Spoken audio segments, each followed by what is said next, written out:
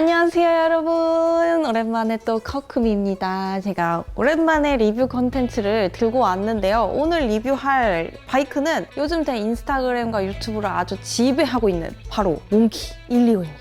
사실 이렇게 국내 정발한 거 치고는 물량이 많이 풀리지가 않아서 아직까지는 도로 위에서 만나기는 어려운 바이크가 아닌가 합니다. 그래서 그런지 이거를 예약하고 대기하시는 분들이 저한테 인스타그램이나 유튜브로 이 몽키 125에 대해서 굉장히 많은 질문을 해주고 계십니다.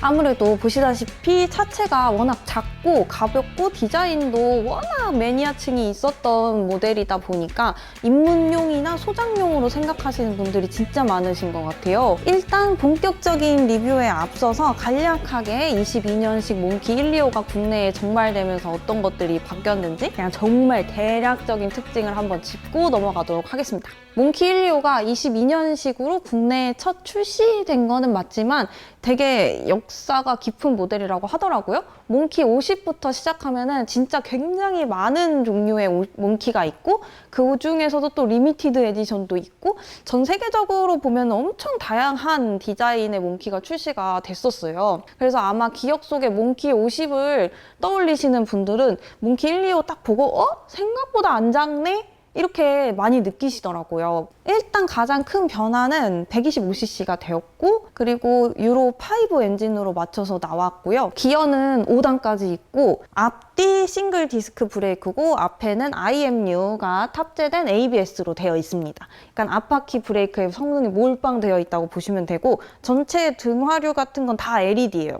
몽키 125 22년식에 대한 자세한 재원 그리고 약간 기술적인 특징은 혼다 모터사이클 홈페이지에 들어가면 엄청 자세히 나와 있어서 제가 따로 언급은 안 할 거고 그 중에 가장 궁금해하실 몇 가지를 말씀을 드리면 공차 중량은 105kg이고요. 시트고는 생각보다 낮지 않은 779mm, 77cm 하고도 9mm 가 되고 C125보다 1mm 낮습니다. 그래서 생각보다 그렇게 낮지 않다는 거 알아주시고 가격은 479만 원 VAT 포함입니다. 이렇게 하니까 내가 몽키를 파는 것 같은데 479만 원입니다. 그리고 컬러는 블랙이랑 레드로 두 가지로 출시가 되었는데 저는 빨간색을 구입해서 탱크 도색을 해놓은 상태입니다. 제가 몽키 125를 10월 5일에 출고를 해가지고 지금까지 1,400km? 적산 1,400km를 조금 더 넘게 달렸거든요. 약 한 달 동안 1,400km를 달리면서 느낀 점이 이제 몇 가지 있는데 제가 그동안 간간히 올렸던 주행 영상에서 주행감 같은 거를 이렇게 좀 코멘트를 해드렸는데 그때 너무 단점만 계속 말해가지고 단점이 그렇게 많은데 왜 몽키를만 계속 타냐, 커브 팔았냐, 단점만 그렇게 많다면서 왜 이렇게 몽키에 대한 만족도가 높냐 계속 그렇게 저한테 말씀을 해주시더라고요. 오늘 이제 제가 왜 몽키에 푹 빠졌는지에 대해서 조금 자세히 얘기를 해드리겠습니다. 일단 제가 그동안 영상에서 코멘트 한 것 중에 몇 가지를 수정을 하자면은 제가 몽키가 막 윌리에 대고 막 이럴 정도로 초반 토크가 좋다던데 나는 잘 모르겠다. 얘 힘 되게 너무 약한 것 같고 나 출발할 때 시동도 너무 많이 꺼먹는다고 굉장히 연구를 많이 했었는데 그거는 출고 당시에 클러치 유격 같은 거를 다 하나도 조정을 하지 않았거든요. 그래서 그 첫 엔진 오일 갈러 갔을 때 클러치 유격을 조정을 하니까 훨씬 이 클러치 사용에 익숙해지면서 그런 불편함이 다 해소됐다 할까? 그렇다고 막 얘가 막 트라이얼 바이크, 오프로드 바이크처럼 초반 토크가 막 미친 듯이 좋고 이런 건 절대 아니고요. 그냥 125cc의 매뉴얼 바이크 중에서는 좀 괜찮은 편인 것 같다라고 정정을 하겠습니다. 그리고 이제 또 두 번째로 제가 코멘트 했던 게 니그립이 전혀 되지 않는다고 말씀을 드렸는데 니그립 아주 잘 됩니다. 제가 또 앉아있는 거 이렇게 보시면은 니그립이 아주 착붙이고 이거는 제 체형에서 그럴 수도 있는데 보통의 체격의 남성분들도 앉았을 때 저한테 몽키 니그립 왜 이렇게 잘 되냐고 저한테 그렇게 시승 후기를 남겨준 적이 있습니다. 그래서 니그립 같은 거는 제가 잘못 말했다. 잘 된다. 그리고 제가 몽키를 타면서 한 달 동안 가장 많이 느끼는 게 생각보다 작네? 아닌데? 생각보다 좀 큰데? 이거를 계속 왔다 갔다 하면서 느껴요. 근데 그 이유가 얘가 시트고가 진짜 낮지 않거든요. 아무래도 몽키 하면은 너무 작은 바이크, 미니 바이크 이렇게 이미지가 있다 보니까 몽키 125를 딱 처음 보시면은 다들 생각보다 안 작네? 이렇게 다들 하실 거예요. 그리고 또 앉아 보시면은 이거 왜 이렇게 시트고가 높아? 하실 거예요. 근데 이게 말씀드렸다시피 시트고가 779mm로 C125보다 1mm 낮고 아마 슈퍼커브 110보다 더 높을 거예요. 딱 앉으면은 얘가 언머플러고 옆에 사이드 박스도 있고 작고 시트 폭 자체도 넓은 편이어서 딱 앉았을 때 발착지가 그렇게 잘 되지 않아요. 제가 키가 158cm에 다리가 평균보다 좀 짧은 편인데 앉았을 때 한 요 정도 발착지성이 보이고, 오늘은 제가 또 워커를 요만한 걸 신고 왔기 때문에 발착지성이 좀 좋아 보일 수도 있는데, 그냥 평범한 운동화를 신고 타면은 한 그냥 발 앞코 착지 정도 됩니다. 아무래도 몽키 시트고 관련해서 저한테 말씀을 주신 분들이 대부분 저랑 비슷한 체격을 가지신 분들이 입문용으로 타려는데 시트가 높냐 낮냐 이걸 되게 많이 물어보셨는데, 낮지 않아요. 그렇다고 막 못할 정도로 높진 않은데 저는 좀 오르막 정차를 피하고 있는 수준입니다. 그리고 연비는 공인 연비가 무려 70km, 리터당 70km가 돼요. 근데 이거는 정말 말도 안 되는 공인 연비고, 실제 생활에서 갔을 때는 장거리 주행할 때는 한 60km 정도 나오고요. 출퇴근할 때는 55? 이 정도 나옵니다. 계속. 또 연료 탱크가 5.6L예요. CLEO는 3.7L거든요. 그래서 주유나 이런 거는 진짜 신경 쓰지 않고 그냥 다니는 정도의 아주 편안한 그런 연료 탱크를 가지고 있습니다. 그리고 이제 제가 인스타그램과 유튜브 커뮤니티에 저 이제 몽키 리뷰할 건데 질문할 거 있으면은 댓글로 달아달라고 말씀을 드려가지고 받은 질문 몇 가지 정리해서 한번 말씀을 드릴게요. 일단 정말 많이 받은 질문이 입문용으로 괜찮을까? 입니다. 근데 제가 처음에 이 질문을 받았을 때는 저는 입문용으로 진짜 비추합니다 라고 단호하게 말씀을 드렸는데, 그 이유가 계기판이 주유 게이지, 그리고 현재 속도, 그 다음에 적상거리 이렇게 3개만 떠요. RPM 게이지랑 기어 인디케이터가 없어서 처음에 아예 나는 바이크 너무 처음이다. 기어 변속이 뭔지도 모르고 나 이제 운전도 모르고 원동기 면허 따서 첫 바이크로 살 거다라고 하시는 분들은 다소 헷갈리실 수 있어요. RPM 게이지랑 기어랑 속도 이런 거를 좀 총체적으로 그 유기성을 느끼면서 기어 변속도 하고 막 이래야 되는데, 그게 아예 나타내줄 지표가 없다 보니까 그런 게 좀 헷갈리실 수가 있거든요. 그래서 저는 좀 입문용으로는 비추한다라고 말씀을 드렸는데, 좀 생각이 바뀐 게, 일단 기어 인디케이터가 없는 거는 생각보다 불편하지 않아요. 두카티도 없었거든요. 근데 생각보다 정말 불편하지 않습니다, 여러분. 그냥 타다 보면은 이 정도 속도에 이 정도 떨림이면은 이 정도 단수겠거니 합니다. 정확한 기억이 안 나면 그냥 저 끝까지 내렸다가 다시 하나씩 올립니다. RPM 게이지가 없는 거는 처음에는 조금 불편했다. 제가 두카티 탈 때도 RPM 게이지를 막 계속 보면서 기어 변속한 거는 아닌데, 초반에 이제 이 바이크가 이 정도 진동일 때 RPM이 이 정도구나 라는 감을 익히는 게 어렵달까 얘는? 근데 그거는 제가 커브도 타봤고, 커브도 RPM 게이지랑 이런 게 없으니까 그런 진동에 따라서 변속하는 거에 대해서 제가 아주 낯설진 않거든요. 그래서 좀 적응을 할 수 있었는데, 내가 주변에 바이크를 나한테 가르쳐줄 사람도 없고 내가 그런 기계적인 센스가 좀 없다 하시는 분들은 아주 많이 불편할 거라고 생각을 합니다. 근데 어느 정도 센스가 있고 바이크를 가르쳐줄 사람이 좀 있다 이러면은 그냥 한 일주일만 타다 보면 감이 옵니다. 이 정도 진동에서 이 정도 속도면 이 정도 다니겠고,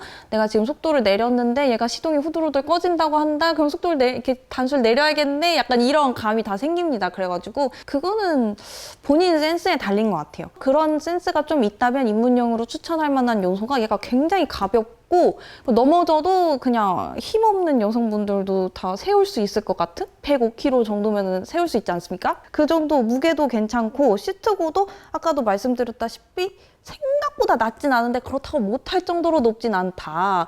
그래서 시트고도 괜찮고, 그리고 포지션도 상당히 편합니다. 그리고 얘가 조향성이라고 해야 되나? 그냥 이렇게 가면 이렇게 슉 되고 이렇게 가면 이렇게 슉 돼요. 다루기 쉬운 정도의 차체의 크기와 무게는 아주 입문용으로 추천할 만하다고 생각을 합니다. 아무튼 정리하자면 입문용으로 괜찮을까요?에 대한 저의 답변은 본인의 센스에 달렸다라고 말씀드리고 싶습니다. 그리고 두 번째로 많이 받았던 질문이 얘 최고속 얼마나 나오냐고. 왜 이렇게 저에게 최고속을 물어보시는지 모르겠어요. 저는 사실 125cc 미만의 바이크에서 최고속이 과연 의미가 있는가라는 회의적인 입장이어가지고, 최고속에 대해서는 제가 몇 킬로까지 나간다 이렇게 말씀을 잘 안 드리는데, 최고속을 궁금해 하시는 이유는 뭐 내가 거기까지 땡긴다는 의미가 아니고 국도에서 차들 속도를 맞출 수 있는지에 대해서 아마도 궁금해 하시는 거겠죠? 내가 장거리를 가봤을 때 국도에서 물이 없어요. 근데 막 두카티 탈 때처럼 앞차가 좀 막 비실비실해, 조금 이상해. 그러면 얘를 추월해서 가는 게 두카티 같은 경우에는 되게 쉬웠는데 얘는 추월할 생각을 하지 마세요. 그냥 겸허히 끝차선으로 가시고 이렇게 앞에 덤프나 이런 거 있으면 이제 좀 피해 가고 이런 정도로 그냥 국도에서 무리가 없는 최고속이 나옵니다. 근데 물론 그 최고속까지 올리기 위해서 1단부터 차근차근 잘 기어를 올리셔야겠죠? 5단이 유지 단수인 것 같아가지고 5단까지는 의미가 없고 4단에서의 속도가 최고가 아닌가 생각을 합니다. 그리고 최고속을 얘기하면서 이제 그렇게까지 땡기면 주행이 안정적인가에 대해서도 또 말씀을 해주셨는데 저는 국도 장거리 다닐 때 차들 속도를 제가 아주 맞추진 못하지만 끝차선에서 달리면 욕 안 먹을 정도, 위험하지 않을 정도로 달렸을 때 주행 안정성이 너무너무너무 뛰어나진 않지만 그렇다고 해서 얘가 막 너무 또 위태롭다든지 그러진 않습니다. 처음에는 제가 바퀴가 되게 미끌거린다라고 말씀을 드렸을 거예요, 영상에서. 근데 좀 1400km쯤 달리고 나니까 바퀴 미끌거리는 건 없어졌고 역시 타이어를 한번 좀 써줘야 된다. 그리고 좀 좋은 점은 입문용으로 많이 생각하시는 커브 기본 타이어는 칼국수 도로라고 하잖아요. 세로줄이 있는 도로에서 굉장히 많이 흔들거려요. 근데 얘는 바퀴가 좀 두꺼운 편이고 패턴이 세로줄이 없어서 그런지 그 노면이 타질 않더라고요. 그래서 그거는 굉장히 장점. 커브를 타시는 분들은 그 흔들거리는 위험성을 아실 거예요. 그리고 이제 세 번째로 승차감에 대해서 질문도 해주시고 제가 너무너무 말씀드리고 싶었던 부분인데 진짜 시트가 너무 미쳤어요.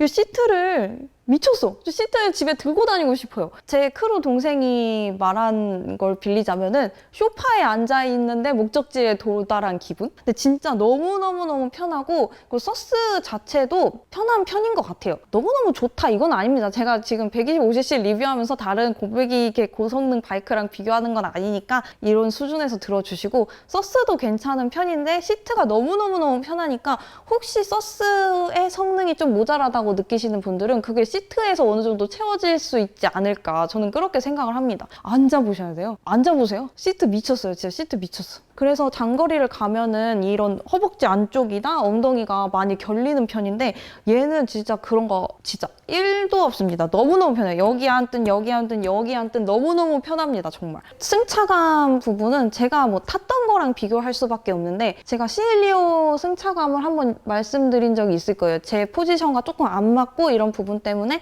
시트가 그렇게 편하게 다가오진 않았고 110은 약간 이 느낌인데 시엘리오는 약간 이 느낌이거든요. 그래서 오랫동안 달리다 보면 저는 엉덩이도 아프고 등도 결리게 되는데 그래서 저는 시엘리오의 승차감에 대해서 그렇게 편하다고 제가 말씀드려 본 적이 없을 거예요. 제가 타본 바이크 중에 제일 승차감이 편한 바이크입니다. 몽키는. 진짜 승차감 최고. 그리고 이제 몽키의 짐이 얼마나 실리냐 이것도 많이 궁금해 주셨는데 지금 저는 짐대를 제가 달아놓은 거예요. 그래서 몽키는 짐을 실을 구석이 단 한 곳도 없어요. 원래 순정 상태로는. 그래서 저는 짐대에 모토캠핑도 다니려고 짐대를 해놨고 이 짐대만으로는 당연히 짐이 안 실리고요. 여기서 한 여기까지는 침범을 해야 짐이 실립니다. 제가. 이제 여기까지 제가 인스타그램이랑 유튜브 통해서 받았던 질문들 이렇게 대충 정리해서 답변을 드렸고요. 혹시 이 외에 더 궁금하신 부분들이 있다면 이 영상에 댓글로 남겨주시거나 제 인스타그램으로 DM이나 뭐 댓글 다 달아주시면 제가 웬만하면 정말 다 답변해드리거든요. 저한테 긴 장문의 답변을 받아서 당황하신 분들도 계실 거예요. 한마디 질문을 던졌다가. 저는 투머치 토커이기 때문에 좋아하니까 질문을 많이 해주시고요. 그렇게 기계적으로 바이크를 잘 알지는 못하는 사람이어서 다른 전문적인 리뷰보다는 그런 부분들은 좀 부족할 수 있지만 입문 2년차 바이커로서 몽키 한 달 동안 뽕 빼고 탄 사람으로서 하는 게 체득한 리뷰니까 도움이 되었으면 좋겠습니다. 마지막으로 제가 몽쿠미, 제 몽키 이름이 몽쿠미거든요. 우리 몽쿠미에 해놓은 옵션에 대해서 간략하게 말씀드리면 일단은 짐대 해놨고요. 그 다음에 앞쪽에 SP 커넥트 했고 탱크 도색 했고 그 다음에 이제 최근에 또 열선 그립을 했습니다. 여러분 열선 그립의 또 신세계를 맛보고 있고 여기까지 제 몽쿠미 몽키 125 국내 첫 정발 22년식 리뷰를 끝내보도록 하겠고요. 아무튼 모쪼록 도움이 되는 영상이었으면 좋겠습니다. 그럼 여러분 다음 영상까지 모두 안라 하시고 무복하세요. 안녕!